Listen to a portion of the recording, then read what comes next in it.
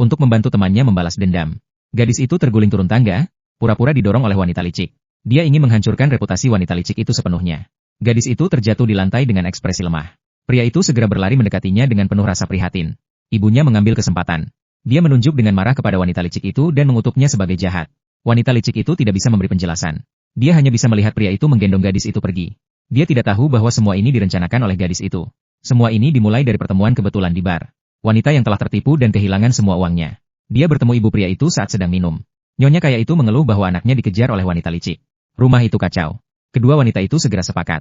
Gadis itu setuju untuk berpura-pura menjadi tunangan anaknya. Untuk membantu ibu itu mengusir wanita licik. Malam itu, gadis itu menyeret koper. Dia datang ke mensyah nyonya kaya itu. Begitu pintu terbuka, dia memeluknya dengan hangat. Wanita licik itu melihat adegan itu. Wanita licik itu marah dan bertanya tentang hubungan mereka. Namun pria itu sama sekali tidak mengenal wanita itu. Melihat wanita licik itu marah, pria itu segera menelepon ibunya untuk menanyakannya.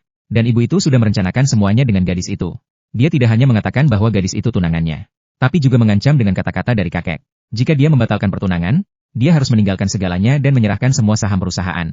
Pria itu benar-benar tidak punya pilihan. Wanita licik itu marah dan membanting pintu sebelum pergi. Gadis itu mengatakan bahwa dia tidak punya rumah lagi, dan menyarankan untuk membatalkan pertunangan agar mereka bisa bersama. Ini membuat pria itu merasa sangat kasihan padanya. Dan dia setuju untuk membiarkannya tinggal sementara di rumah. Langkah pertama dari rencana berhasil. Gadis itu dan nyonya kaya itu merayakannya melalui telepon. Mereka segera merumuskan langkah kedua dari rencana. Keesokan harinya, pria itu membawa gadis itu untuk bertemu ibunya.